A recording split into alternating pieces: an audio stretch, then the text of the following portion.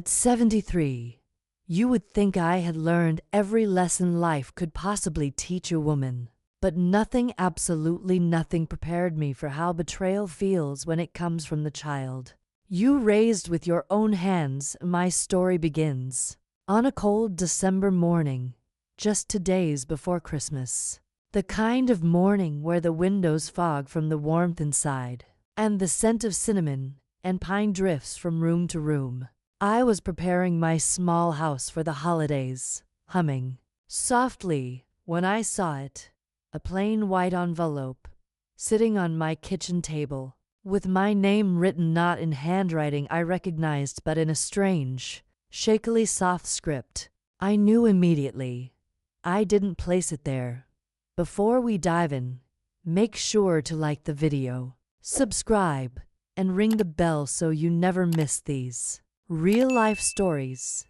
And tell me in the comments, where are you watching and listening from? I love seeing our community from all over the world. At first, I blamed my memory.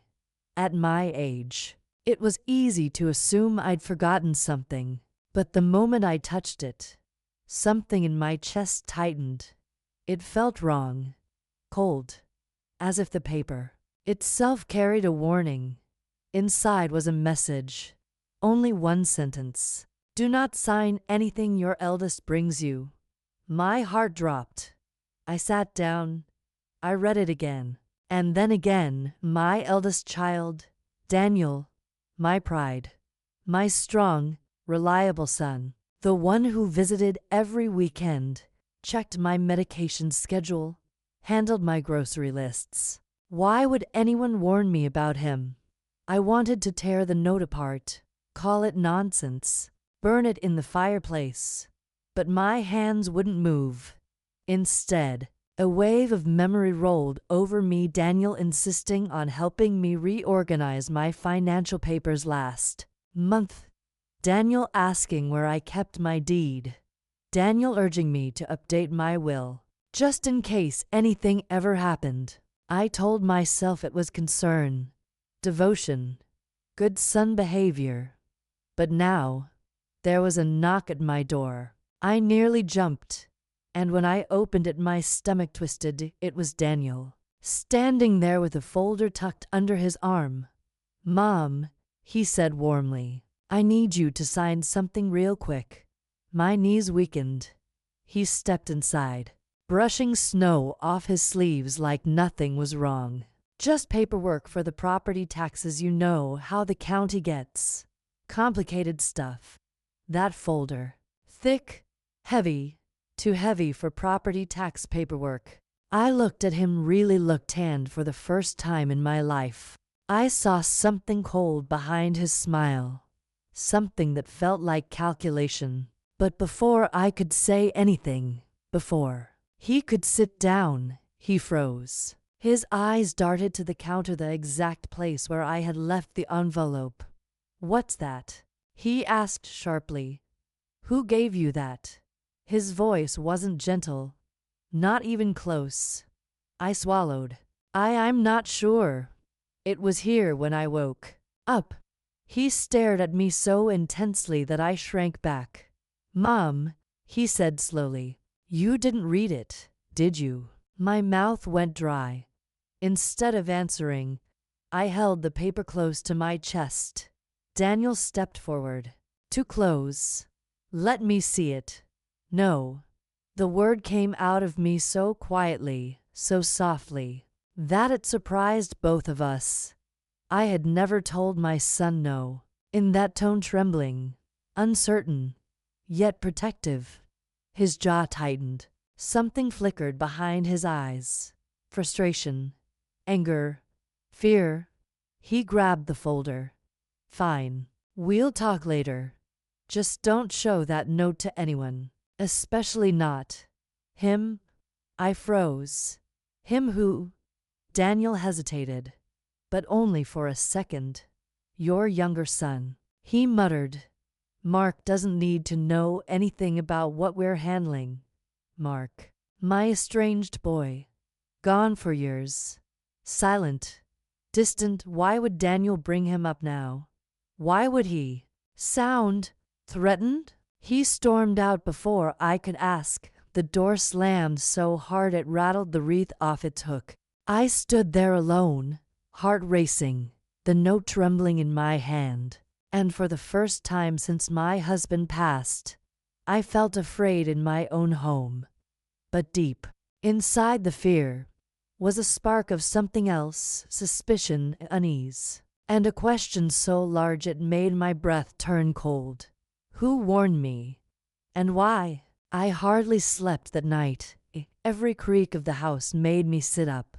Every gust of wind tapping the window sounded like footsteps. I kept hearing Daniel's voice echoing in my head. Don't show that note to anyone, especially not him. Him? He meant Mark, my youngest, my lost boy, the one who hadn't come home for 8 Christmases. But why would Daniel be afraid of Mark? Why would he even mention him?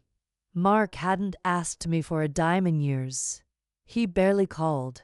There was nothing to fear from him. Unless Daniel knew something I did and single quotes tea. By morning, my nerves felt like thin glass. I made tea, sat at the table, and stared at the folder Daniel had slammed down hours earlier. He'd left in such a rush he hadn't taken it with him. A part of me wanted to leave it untouched. Mothers aren't supposed to go through their children's things. But another part, the part that felt the sting of the warning note, knew I had to. My fingers trembled as I opened it. The very first page nearly stopped my heart. It wasn't property tax paperwork. It wasn't even close. It was a quitclaim deed. A document that, with one signature, would transfer my husband's house, into Daniel's sole ownership. I covered my mouth, a soft cry escaping. My husband, God rest his soul, had built this home with his own hands. We raised both our boys here. Christmas mornings, birthdays, anniversaries, this house was the memory keeper of my entire life. And Daniel, my own son, wanted me to sign it away. I wasn't prepared for the next page. It was a revised will, not written by me, not approved by me, and certainly not created with my knowledge. It listed only one beneficiary, Daniel, no mention of Mark. None, as if he never existed. My breath shook. My hands trembled so hard the pages rattled. There were more documents, bank authorization forms, power of attorney drafts, medical control agreements giving Daniel access to every part of my life, every part of my future. All he needed was my signature, and the fact that he had brought these papers so confidently, so quickly, so forcefully, meant only one thing. He expected me to agree. He assumed I wouldn't question him. He counted on my trust. He relied on my love. A tear slid down my cheek. I felt ashamed of myself, of him, of what our family had become. Then I noticed something else, something small, but chilling. A tiny sticky note attached to the last document. It said, "Have her sign before Christmas, before he comes back." Mark, my heartbeat stuttered. Why? Why before Mark returned? How did Daniel even know Mark was coming back? I didn't know Mark was coming back. No one did. My thoughts spiraled, and maybe the envelope, maybe the warning, maybe the fear in Daniel's eyes. They were all connected. I closed the folder sharply, unable to look at it a second longer. Just then, the phone rang, not my cell phone, not the landline in the kitchen, but the dusty old phone in the hallway, the one no one used anymore. That phone had remained silent for years. My breath hitched as I walked toward it. The caller ID flashed. Unknown number. I swallowed and picked it up. Hello. At first, there was only silence. Then, a voice, soft, low, familiar in the way a distant memory feels familiar. Mom, it's me. I nearly dropped the receiver. Mark, I whispered. I hadn't heard his voice in years, not since the awful argument that pushed him away. An argument I regretted more deeply the older I got. Don't say my name out loud, he whispered. Is Daniel there? My stomach twisted. No. He left. What's going on? A long pause. Then, with a tension so heavy it felt like a hand gripping my throat, he said, Mom, listen very carefully. Daniel is planning something. You cannot sign anything. You cannot let him near your documents. And whatever you do, don't tell him I called. My knees weakened. Mark, how do you know about? Because I've been watching, he said quietly. For months. I didn't want to drag you into this until I had proof. But now, he's moving faster than I expected. I pressed a hand to my heart. Proof. Watching? What was happening, Mom? He continued, voice thick with urgency. Someone left you a warning, didn't they? My breath caught. How do you know? Another pause. This one colder. Because it wasn't supposed to reach you yet, Mark whispered. They weren't supposed to act without telling me. They? I echoed. But before he could answer, before I could ask another question, a loud click echoed on the line. Then another voice, sharp and cold, cut through. Mom? Who are you talking to? My blood turned to ice. It was Daniel, standing behind me, in my hallway, listening. I turned slowly, phone still pressed to my ear, heart pounding in my chest. Daniel wasn't smiling. His face was tight, his eyes unblinking, and he looked furious. Mom, he said softly, dangerously. Give me the phone. Daniel stood so still you'd think even the air was afraid to move around him. His hand was outstretched. Give me the phone, Mom. His voice was low, controlled. My heart thundered painfully in my chest. Mark's voice whispered through the receiver. Don't you dare. I swallowed hard and slowly lowered the phone, but I didn't hand it to Daniel. I pressed the receiver tighter against my ear, keeping Mark on the line. Daniel took one step closer, then another. Mom, he repeated. Give me the phone. Right now. I had raised him. I had held him through fevers, kissed his bruised knees, fed him with my own hands. But in that moment, when he looked at me, I did not see my little boy. I saw a stranger. I'm talking to Mark, I said softly, my voice trembling.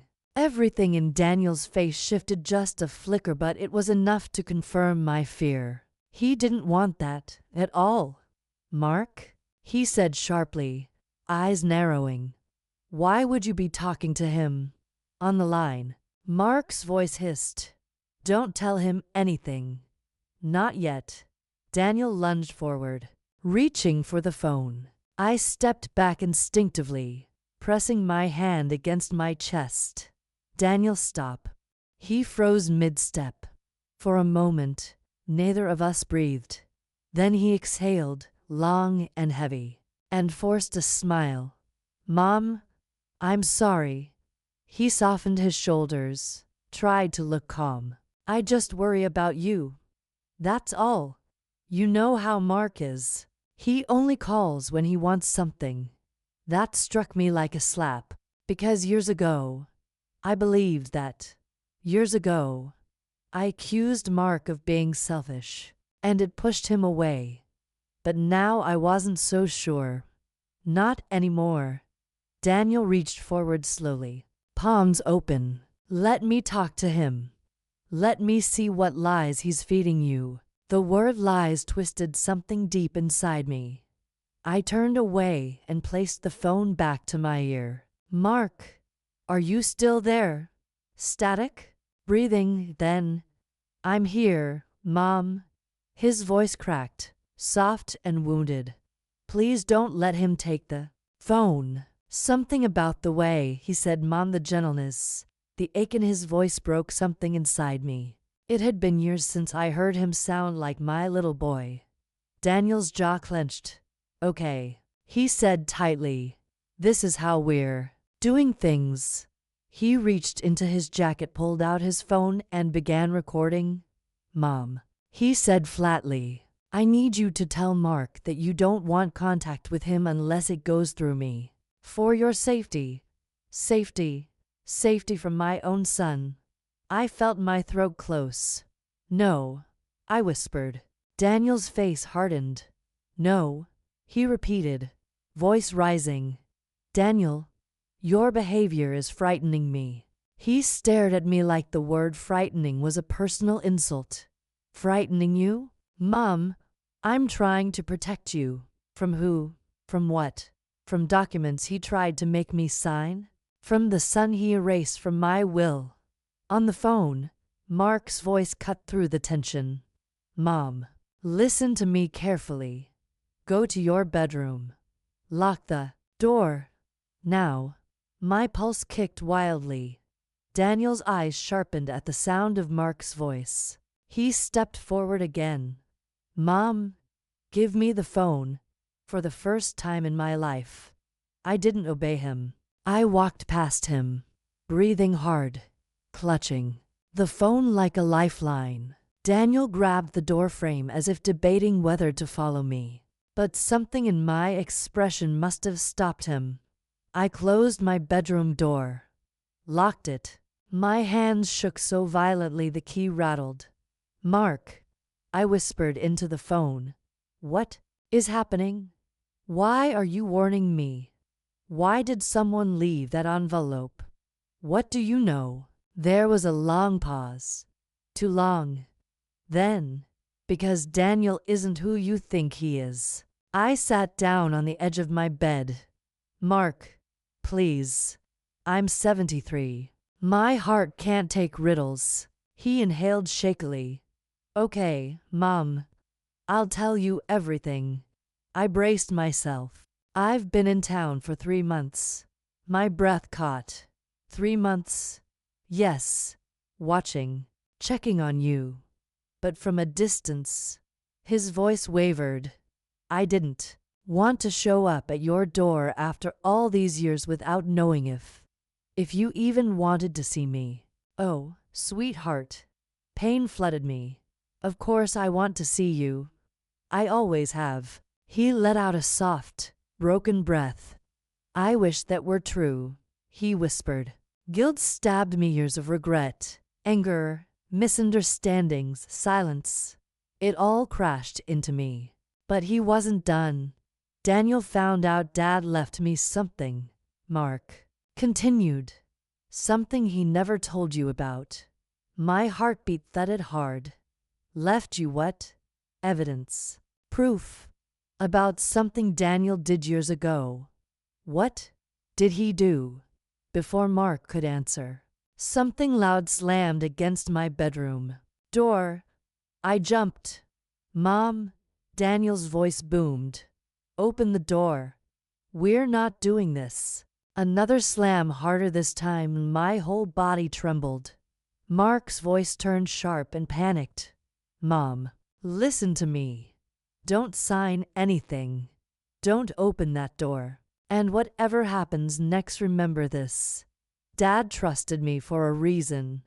A chilling silence followed. Then, Mom, he's not going to leave until he gets what he wants. My heart pounded painfully. Mark, I whispered. What does he want? Outside. Daniel slammed the door again, this time loud enough to shake the entire frame. Mark's voice lowered to a whisper. Everything. Daniel kept pounding on the door. Each strike rattled the wood, rattled my bones, rattled the very air. Inside the room. Mom, open this door. Another slam. You're being manipulated. He's lying to you. His voice, once warm and dependable, now sounded sharp, jagged, desperate. On the phone, Mark whispered urgently, "Don't answer him. He'll say anything right now." My hands trembled as I pressed the receiver harder to my ear. "Mark, what did your father leave you?" My voice cracked, thin as tissue. A cold sigh slipped through the line. "Information," he whispered. "About Daniel. About something that happened before Dad died." A chill crept up my spine. "What kind of information?" There was a pause, long, heavy, painful. Then Mark said something I was not prepared for. "Mom, Dad didn't trust Daniel during his final year." My breath vanished. "Your father changed the will," Mark continued, voice tight. "In secret. He didn't want to upset you, and he didn't want Daniel to find out too soon." I pressed a trembling hand to my mouth. No, this couldn't be right. Daniel had been at every doctor appointment, every hospital visit, every scan, every treatment. He was the one who handled the medications, the bills, the insurance. Why would my husband distrust him? "What did your father discover?" I whispered. Mark inhaled sharply. But before he could answer, Daniel slammed the door again, this time with terrifying force. "Mom, you're making a huge mistake." His breath sounded heavy, angry. "We need to talk. Right now." Mark's voice sharpened. "Mom, step away from the door." I did. Slowly, shaking, Mark continued softly, almost heartbreakingly gentle. "The night before Dad went into the hospital, he came to see me." I froze. "Dad visited you?" My voice was barely sound. "Yes, and he told me something had changed. He said Daniel had been acting strange, secretive, controlling. He said Daniel was rushing to get certain papers signed. Papers, documents, like the ones in Daniel's folder." My throat tightened painfully. "Dad didn't tell me everything," Mark went on. "He didn't want to accuse Daniel outright, but he gave me a key, a code, and instructions to open the storage unit only after he passed." Storage unit. My head spun. "And inside," Mark whispered, "I found a ledger, receipts, bank statements, copies of emails, notes your father wrote down by hand." "Notes," I whispered, double quotes, "yes. Notes about Daniel's behavior. Notes about visits Daniel didn't want him to make. About conversations Daniel cut short. About medical bills that didn't add up." My blood ran cold. Medical bills, medications, appointments, everything Daniel had been handling, everything I trusted him with. My stomach twisted violently. "Mark, what are you saying?" My voice broke. Another pause. Then, "Dad believed Daniel was draining his accounts months before he died." My knees buckled. I grabbed the edge of my dresser just to stay upright. "He didn't want to believe it," Mark whispered, voice cracking. "He hoped he was wrong. But the evidence, Mom, it was there." "No." A soft cry escaped me. "My Daniel would never." The bedroom door shook violently again, so hard the picture frames rattled against the wall. "Mom, open it," Daniel shouted. "Don't listen to him. He left you. He left both of us." Mark's voice hardened. "See? He's panicking. He knows the truth is coming out." I pressed the phone to my chest for a moment, unable to breathe. My oldest son, the boy I trusted, the child I believed was responsible, caring, loyal. Could he really have betrayed us this deeply? My heartbeat echoed in my ears. "Mark, why didn't you tell me this earlier?" It came out half whisper, half sob. "Because I didn't want to hurt you without proof," he said softly. "I know how you feel about Daniel. I know he's Always been the good son. I didn't want to come back into your life just to break your heart. Tears blurred my vision. Sweetheart, you never would have broken my heart. He let out a trembling breath. You did once, he whispered. But not now. Mom, listen, Dad changed the will. He left you everything, but he wrote a clause that Daniel couldn't access a single cent unless you willingly gave it to him. And you? I asked, trembling. I wasn't in the will at all, he admitted quietly. By my choice. I didn't want money. I only wanted the truth to come out. The truth? Something inside me shattered suddenly. Daniel's voice came through the door, shaky this time. Not angry, not threatening, but pleading. Mom, his voice broke. Please open the door. Please. I'm your son. I'm just trying to take care of things. You don't understand what Mark is doing. My tears fell freely. Both my sons.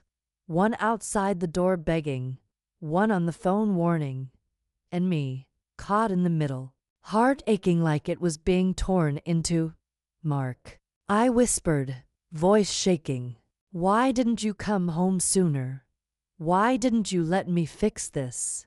There was a long, devastated silence.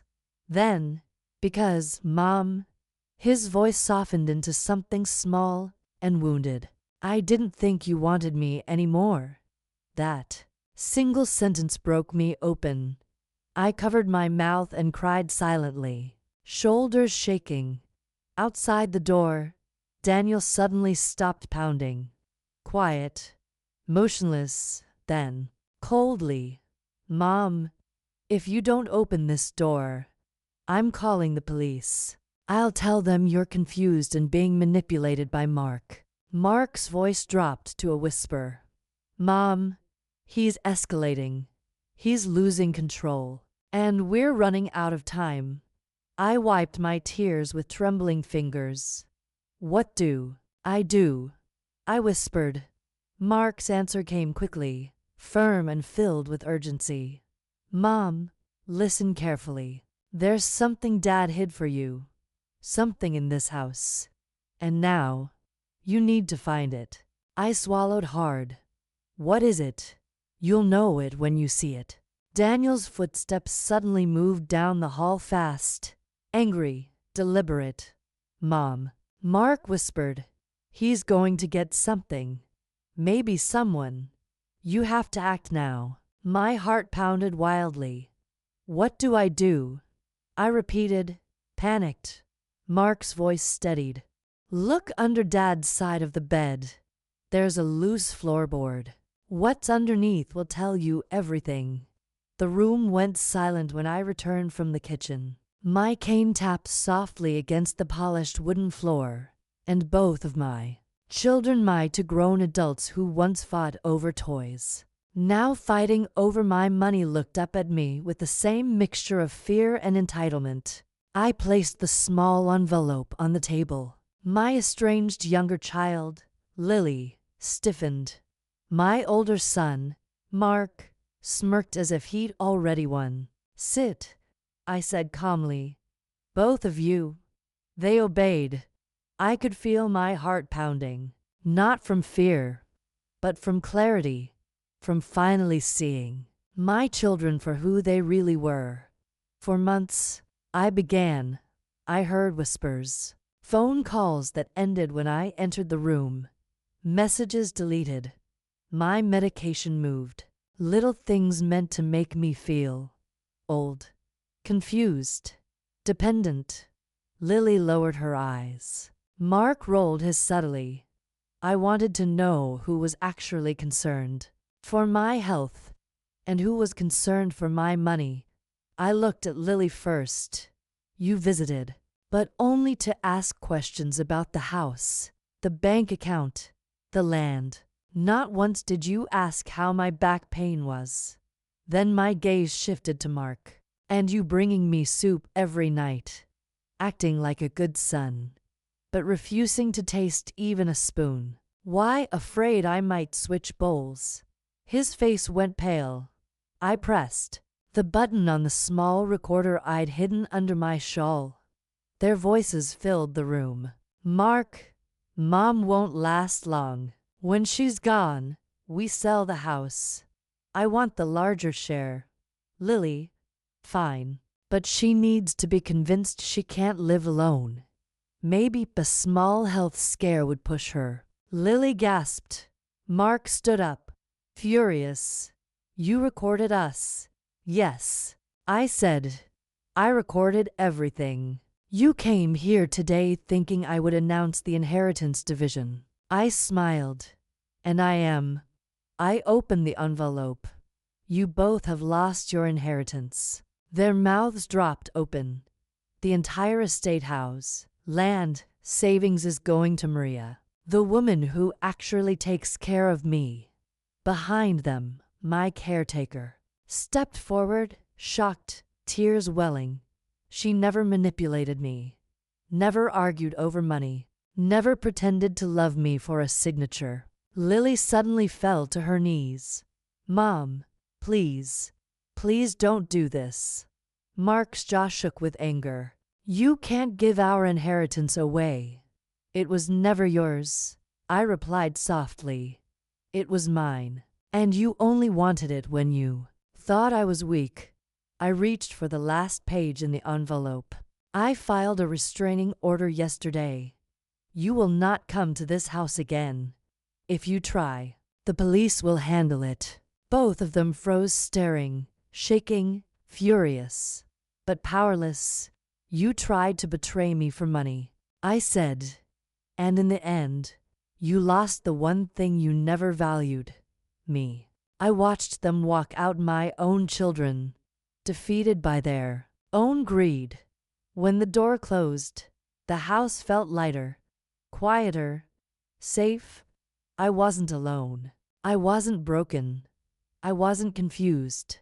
I was a 70-year-old woman who finally protected herself. And that was the inheritance I deserved. If this story touched your heart, don't leave without hitting like and subscribe and share your thoughts below.